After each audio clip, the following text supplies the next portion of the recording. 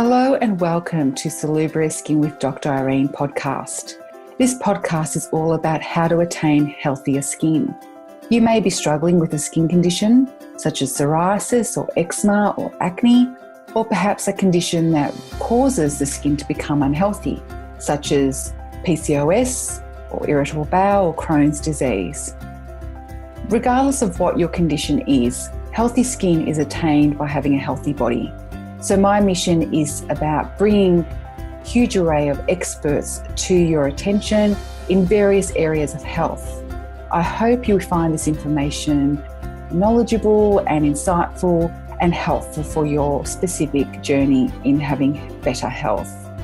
Remember to always connect with us through Facebook at Dr. Irene Prantelos, Psoriasis and Healthy Skin.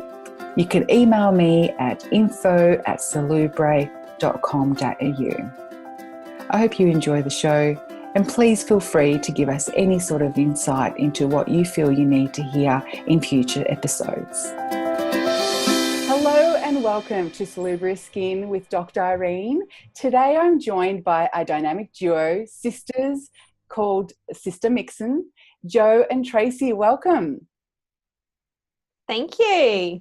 Thanks for having us. I'm so excited to have you on my show. This is a brand new podcast, so I thought, who can I have to interview from the perspective of a powerful story and also an amazing mission of you both dedicating your lives to helping families achieve healthier and happier lives. And it all had come from your experience, Jo, which when I met you both in 2016 at the Real Food Revolution, I was absolutely blown away by your story, Jo, as a mum, but also as someone who also struggled with skin conditions as a kid, and hearing your daughter's struggles was so touching to me. And I was sitting at the back and hoping no one noticed that tears were coming out of my eyes because, you know, it's kind of embarrassing, a grown adult crying.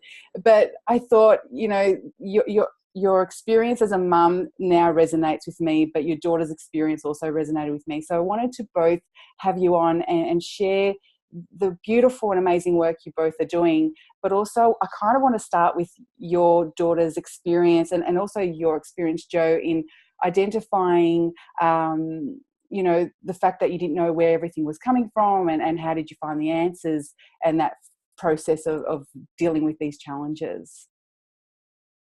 Yeah, well, thanks for having us. I know that was the first time we ever did a sort of big public speak at the Real Food Revolution. So it was, it was amazing to see people's reactions, and I think it pulled on a lot of people's heartstrings that day. Yeah. So, okay, where do I start? About 3.5 years ago now, Eva was just 3 years old, had a newborn baby as well. And I guess, cut a long story short, Eva's behaviour was just out of control. Hyperactivity, she was biting, hitting, scratching. She wouldn't sit still. It really started to affect our lives in so many different ways. Like, I stopped pretty much leaving the house with her. She was removed from a couple of daycare centres or kicked out because of her biting. I stopped going to playgroup. I stopped going to a thing we had called Mainly Music. I just couldn't go anywhere because something would happen. Like, she would scratch someone or jump on someone or bite someone or do something to someone to hurt them, and it all just got too hard. Like, going to the supermarket was an absolute nightmare, trying to pull things off shelves, and it was all just too hard. So I ended up sort of staying at home a lot. I would wait for my husband to come home, and then I would go to the supermarket or out or wherever, we needed to go. Yeah. I had another problem with Eva was she was always sick as well. She had chronic repeated tonsillitis. Okay. She had her tonsils and her adenoids removed. She was only 20 months old. Wow. And she had that because she was on antibiotics for a stint of 5 months, and we just could, we'd come off antibiotics, she'd just go back on because she'd just constantly get this repeated tonsillitis. She had bronchitis, bronchial asthma, wheeze, they called it, because they couldn't class it as asthma at that age. She had pneumonia 1 year. She had ear infections, you name it. Eva pretty much had it. And I remember saying to the doctor a lot, what am I doing wrong? Like, what is going on? Why is this kid so sick all the time? Yeah. And the GPs would just say to me, it's normal for them to be on antibiotics around 6 times a year when they're in daycare. Wow. I was a working mum, Eva needed to go to daycare. It wasn't an option for me to keep her home from daycare. I just kept her home from everything else. Yeah. But, and then I just sort of thought, okay, I'll take your word for it. But of course that intuition of, I just don't think it's normal for her to be on antibiotics every second month. Like, it doesn't seem right, but I just kept going with it, as you do. Yeah. But her behaviour was the big thing. Yeah, I booked her into a clinic to get her tested for ADHD. Yeah. And I should say that my background is early years education. I worked in a kindergarten setting with 3 4-year-olds. So I kind of knew what a normal 3-year-old's behaviour should be. And I don't like that word normal, because I do honestly believe we're all individuals and we've all got our own personality traits. Yeah. But I knew she was up there with something that wasn't quite right, obviously. Yeah. So, booked her into a clinic to get her tested for ADHD. And it was then I booked her into the clinic, and Tracey, my sister, had just bought a Thermomix, and I got invited along to this demo. And I remember saying to myself, as if a machine could be worth $2,000. And I sort of tell this story because this is how it went. Yeah. And I went along to this demo, and there was a health coach there, and she mentioned additive 102. Okay. And how she would not be giving it to her children. And it's in custard powder, and it was when she was making the custard at this demo. Oh, right. Okay. Yep. And I thought, so is that the custard powder they give often to children starting solids? Is that the powder that you're saying, or is this something I guess sometimes, but just when you make custard, like just with custard powder. And and I guess a lot of toddlers do eat custard, and it's probably made from custard powder. So you're absolutely right. And I remember thinking, well, 102, like, what is 102? So I went home and I Googled 102, and I was horrified as to what it was linked to. 102 is the colour tartrazine, and it's the colour yellow. And it's linked to a lot of behavioural issues. Asthmatics should avoid it. Kidney irritation, skin irritations, headaches. Like the list went on for just this one additive. It's amazing. And I know. And I thought, maybe this is some of our problem. And I didn't think we had an unhealthy diet. Like, we had the average Australian diet, toast with Vegemite for breakfast or cereal, sandwich for lunch, meat and veg for dinner. Yeah. Like, I used to buy a lot of snacks from the healthy food aisle of the supermarket. We'd eat fruit and veg. Like, we'd try and get our 2 and 5, thinking I was doing a good job. Yeah. And it wasn't until, I guess, cut a long story short, we removed all those additives. Yeah. And her behavior just completely calmed down. Like, she and just how long do you feel, how long did it take for her to sort of settle from taking those out? I kind of felt like I noticed a difference overnight. Okay. I really did. That's quick. She started sleeping better. She calmed down. Like, the tantrums would just so her tantrums that she was having would just go on and on and on. And they would result in her curling up into a little ball, and she'd just rock back and forth. She'd then start to scratch her face. I'd have to peel her fingers off her face. I'd have to pick her up in this clenched tight little ball and just bear hug her until she'd come out of it. And they stopped.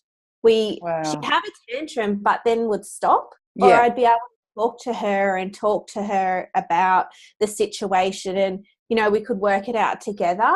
Okay. Where that had never been, I'd never been able to do that before. Yeah. So it was little things like that I noticed that just made the complete world of difference. And then I noticed, I remember it was after 3 months of going additive free, I noticed she'd stopped biting. Okay. And this was massive. To not pick her up from daycare and be told that she'd bitten someone was huge. And as a parent that had a biter, it is horrific. Yeah. Like, we tried everything to get her to stop biting. Amazing. Because it's you get anxious. You drop her off and you go, oh my gosh, what am I going to listen to when I come and pick her up? You know, what's her day going to be like? And, you know, then you don't want to stereotype a child into being a certain persona at such a young age. You know, you're naughty, you're cheeky, you know, sit still, all these sort of behaviours that kids listen to. So if you tell them stop being naughty, they develop this persona. Well, I'm just naughty, I'm just cheeky, that's what I do. And it's not, it's involuntary. They've actually been it's coming from within, from what they're eating. And so did you go completely preservative free, or did you research and say, okay, well, there's, you know, these 3 that are bad or 10 that are bad, or did you just say, you know what, I'm just not going to risk, I'm going to just clean our diet out completely of preservatives? So the thing that was really hard was I had to try and figure it out all on my own. Like, I really had no one to go to. I had no support around me. My friends and family were all telling me I'd go on total woo-woo, and I really just had to figure it out on my own. So I Googled and spent a lot of time online researching myself. And I came up with this list that I just made myself of the worst additives and preservatives that I found. Okay. And we removed them. My husband was away interstate for work as I was doing all of this. And when he came back, I handed him this list and I said, maybe this is some of Eva's problem. I don't know, but, you know, maybe it is. Yeah. And he sort of had a look, and I'd put down, you know, what these additives were linked to. And I focused very much on behavioural issue ones and hyperactivity ones. Okay. And he just said to me, look, let's just get rid of it. So we went to our fridge and pantry, and we literally threw in the bin everything that we had that contained any of the numbers that I found. Okay. And we didn't look at skincare. We didn't look at cleaning products at that stage. It was very much just food, and that's where we started. Yeah. And Tracey, with you having a niece that was so sick, did you think it was other things, or did you think, let's look at food as being something we should delve into? Or were you thinking, oh, you know, this is just something that Joe needs to go to the behavioural clinic and maybe get some medication? Where was your headspace around this? So we live interstate from each other. I'm down in Hobart and Joe's up on the Gold Coast. So at the time, Joe would ring me a lot, as sisters do, and we're quite close to sisters and always have been. And so Joe would ring me, and I've got 2 older children that are 10 years in age difference from Joe's children. So she would ring me, I guess, for some advice. And to be truthful, most of the time I'd be like, Joe, I'm sure there's nothing wrong with Eva. I'm sure you're overreacting. But I wasn't witnessing it either. So it was, you know, I'm just hearing Joe's story, and I'm just probably thinking, I was thinking, she's just an overreacting mum, and she'll be right. Just stop stressing about it. I'm sure she'll be fine, you know. And it wasn't until, I guess, that, you know, Joe would sort of delve deeper into some of the issues. And one of the things she forgot to mention was she was very good at hiding a lot of the things that Joe was going through from a mum's point of view as well. So she was okay talking about Eva, but Joe got really good at hiding her own stress and her own mental health issues sort of that were happening at the same time. So I'm sure there was lots of anxiety and depression and a few things going on that maybe not to the level of, you know, I don't think she needed medication. She wasn't going completely nuts, but, you know, I'm sure there were lots of things going on, and she got really good at hiding that and masking all of that. So when she's talking on the phone to me, she's still my bubbly, energetic sister, but I'm sure back in her brain, and this is what has come out afterwards, is that, you know, she was struggling just as much, kind of thing, dealing with all these things. So in hindsight, is a good thing, I guess, but at the time I was certainly just, look, it'll be okay, she'll be fine, trying to ease her mind and calm her down and trying to not let her stress on it, when in reality, I guess, if, again, hindsight's always great, if she had have said to me, this is actually the deal, I'm this, Eva's this, and you know, and we need help. And it wasn't until she booked her into that ADHD clinic to have her tested that I thought, okay, this is something serious. I actually need to be not just saying, look, she'll be okay, I'm sure it's nothing, you know. And it wasn't until once she booked her into that clinic and then figured out that food played a part in her health, that and all this stuff changed. And so again, like after the change and after hearing, you know, stories and different things, so that I realised, yeah, food obviously was the factor. And I guess throughout that 5 months of that wait period, and I'll let Jo tell the happy ending, is you know, where I started paying attention, I guess. So up until then, Jo just had a naughty kid. At the end of the day, like as a sister, my niece was just naughty. Like I didn't know any different. I didn't understand it. Yeah. And now when I look back, you know, and now with all the information that I've learned as well, I completely understand what was going on. And it's such a different story once the education that now, you know, in the research that now we've done, I can look at kids in such a different way. And I look at children now that may be fully diagnosed with ADHD or may have health issues and different things. And I look at them in such a different way, which I'm so grateful for, because once upon a time I would have thought, oh, they're just naughty, bad parents or something along those lines, and being really judgmental. Yeah. And now I look at them in such a different way, because I realise there's so much more to our health than just, you know, there's so much that can affect our health, I guess, than what we know, than what most people understand. And so I'm really grateful for all the stuff that I've learned along the way.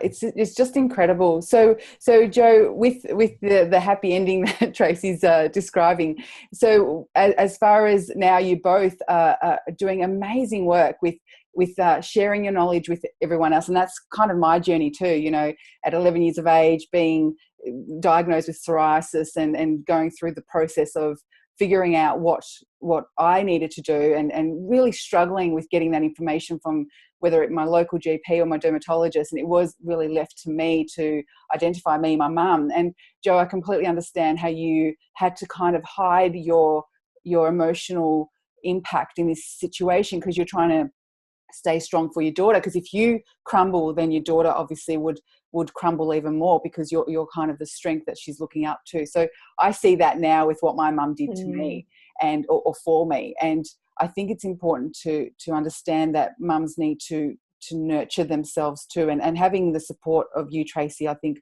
even if it's just blurbing it out, not necessarily you knowing that she needed that, but just vocalizing it is so wonderful. For me, I noticed all preservatives were not great. So I come from the perspective that I don't know any preservatives that were good for skin conditions, not necessarily knowing much about the behavioural aspect. But I really want to share with the audience what you're doing to help families now, because I think taking your experience and utilising it and really packaging it in a way where people don't have to spend countless hours and weeks and months and years trying to identify what they need to do. You guys have both packaged so many resources, depending on where people are in their journey, to provide that information in such a quick and easy manner. So I wanted to know, if someone is dealing with whether it's skin or behaviour, or whether it's a child or an adult, what would they do? What would you recommend they do as a first point of call to look into whether preservatives are a factor for them? Yeah, it's really hard. And just going back a little bit, when you said about hiding things, I was the master of hiding what was going on. Yeah. And it was easy for me too, because all my family is interstate. Yeah. So it was only people that were like some friends and my in-laws really that I had to hide it from on a face-to-face level. So it was, it was easy for me to hide it over the phone. And, you know, I put on a lot of weight. I wasn't taking any self-care for myself. It was stress, like everything was stress, and it was awful. And the happy ending, I guess, was that I was able to cancel that ADHD appointment. So when I made it, there was a 5-month wait list. And I remember thinking to myself, how on earth am I ever going to get through the next 5 months? And I thought, I'm not booking her in anywhere else. Like, I knew this was one of the best clinics in Brisbane. And, you know, I didn't want to put her on medication. I just thought this was the only way. And then when there was that 5-month wait list, and, you know, I thought, but I look back now and I think that was, everything happens for a reason. You know, there was a 5-month wait list because it gave me this opportunity to figure it out, or at least try to figure it out. So, it was pretty cool that there was that 5-month wait list. Yeah. But to answer your question, what do we do now? So when, figuring it out all on my own was really tough. I had a lot of people saying to me, it can't be food related. It's not food related. Wow. Okay. There's nothing in food. Like, as if it can be food. Oh, a bag of whatever's not going to hurt her, or a bag of lollies is going to be fine, or these hundreds and thousands are fine. Don't worry about it. Yeah. So even like Trace being interstate at this stage, she wasn't additive free. And, Trace never put me down or anything like that, but it was, and I'll let Trace tell her story in a minute. But, it was tough. I was very, very isolated. So I guess we built Sistermixin was because Tracey started coming on board with additive free, and I was on maternity leave when I started. As I said, I had Jake, who was a newborn when I went through all of this, and then the 12 months had sort of come up. I was due to go back to work, and I said to Trace, maybe, like, I really love this blog that I've started, but it's getting really busy and I don't know how I'm going to keep going on my own. And she said to me, well, I'll help share a few recipes. So basically we started out by just sharing a few recipes, obviously all additive, preservative free. When Chase came on board, they weren't so additive free, and then we switched back up to being additive free because of the changes we were slowly making over the months. Yeah. And now we have an e-course called Additive Free Made Easy, because I said to Trace, I wish there could have just been a place where I could have just gone and learnt this information and done it and not have to try and figure it out on my own. Absolutely. And so she said to me, well, let's just make one. Sure. Tracy sounds like me. It's simple. I'll just do it. Fine. Yeah. So we did. So we made one, and we have this amazing 4-week e-course, and it literally changes lives. Like, it's very mum friendly, it's busy person friendly, it's layman terms, there's no anything in there that people can't understand, and it's just a matter of just reading the information, learning it. We have how-to guides, and then our website as well. We've got so much free content on our website about, obviously we've got hundreds of recipes now, but about additives and preservatives as well. And then we have our podcast show called The Whole Circle, and we talk a lot about additives, preservatives, also our beautiful essential oils that we have now. And, we share a lot on our podcast show. Yeah. Which is great for people to actually listen into while they're doing something else. They could be cleaning the house, or they could be driving somewhere. They can simply just put the podcast on and, listen to the information. And it's not about overwhelming anyone. It's not about making you feel that you can't enjoy various things. It's all about empowering you to not rely on someone else to fix your problems. And I think for me, having the skin issues, I hated always felt like I was in a situation where someone else controlled my destiny, and being told, well, you're stuck with this is just your life. And realizing that I actually have the power to choose what I can eat and do, and that has a direct impact on my health, I think was something that enlightened me. I felt more in control. And I think with people taking this into their own hands and recognizing the power of food, it is incredible. Every little ingredient has a message for us. And even the other day, I've got a patient who goes, I drink Coke, but I drink Coke Zero. And I'm like, no, I'd rather you just drink the bad Coke. Your body doesn't know what to do with all those chemicals, at least with sugar, it knows exactly what to do with it. And he was thinking he was doing the right thing. He's like, I thought Coke Zero was better. And I'm thinking, no, I said, all the rubbish in Coke Zero, the body, it's foreign. It doesn't know what it has to do with it. So I think with preservatives, they're also foreign too. And I think it's also important to mention, I remember you saying at the Real Food Revolution that in products that are deemed like natural, that there's natural names for preservatives as well. You had said that, I remember. Yeah, so I'll take over then if you like, Jo. She was sitting there nodding. Normally we take it in turns and answering the questions, so I think that's what she was waiting for. We have it down to a fine art while we live interstate. We have to do everything external to each other. So I think you're referring to an annatto, and with annatto, it's a natural product. It's from a tree. It's actually the casing of a seed pod out of a tree. So trees are natural, and so they can class it as a natural food additive. It's actually a colour, And it'll generally be in things that are sort of red, orange, yellow, those sorts of colours. It gives things that sort of colour. So on a label, on a packet, it might say, 100% natural or all natural ingredients, no artificial colours, no artificial preservatives. And in one way, they're completely true. They're telling the truth. It's not artificial, but it's not an additive that if we could remove an additive, that would be one of them. Okay. From the world, and it's the number 160B, and it's called annatto, like I said. Okay. So 160B, or it might say the word annatto, and totally, if you can, it's linked to so much bad stuff: headaches, migraines, behavioural issues, head banging in children. So a lot of kids, if they're a bit underage and can't quite vocalise what's going on, like they'll bang their head, which is really horrific. Skin irritations. That's probably the head banging from pain, isn't it? I mean, they're trying to help that pain go, so they hit their head, and then you probably think, oh my gosh, does my child have autism, or are they on the spectrum, or that it goes into completely other areas where it doesn't need to. It's simply this preservative creating this absolutely. It's found a lot of ice creams and yogurts and a lot of things marketed to children as well, because companies can put on there, it's really cheap, so they use it, and companies can put on there no artificial colours. So of course when you see that on a label, you're thinking, I'm winning, I'm doing a great job. However, it's in a lot of those types of things that are really heavily marketed to kids. So it's definitely something that we would recommend avoiding in the first instance, because it's definitely horrific, additive.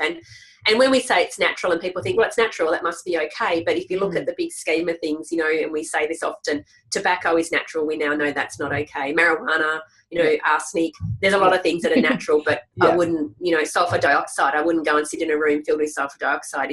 There's a lot of things that are natural, but I'm necessarily not going to eat it or ingest it into my body. Where people talk about chemicals, water is a chemical, it's H2O, it's a chemical. So what you're talking about are nasty chemicals and good chemicals. So I think people need to be mindful of when they read something natural, organic. I'm sure this product can be grown organically. So I think it's really about doing your due diligence and going onto your website and understanding a little bit more about preservatives. I think is probably a great place for people to start, and also on your podcast. But I think that 4-week course is fantastic for someone who can implement your strategies into their day-to-day, because then it's not them having to decide what to do. It's pretty much set out for you.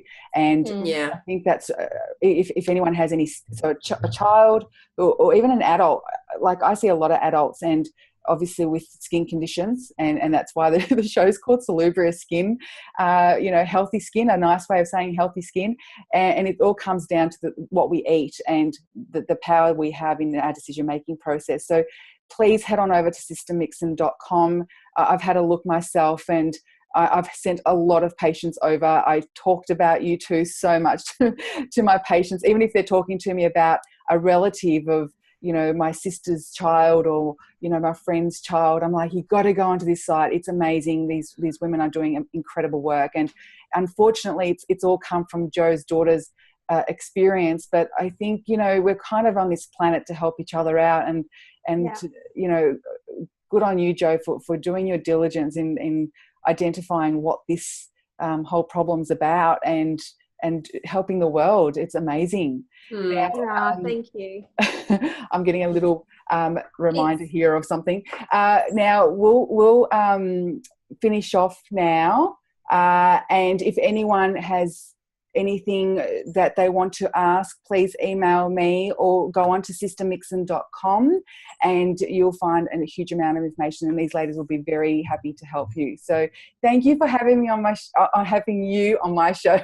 I have to do my show now, and I look forward to hearing great things again, and maybe we can have another chat in future about some other great work you're doing. And thank you so much for spreading the word. It's so important for people to know that there is hope out there, and illness is not something you're stuck with. You can fix it. Your body is constantly rejuvenating, so you can constantly improve your health.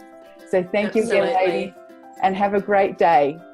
Thank you. Thank you so much. No problem. Bye. Thank you. Bye.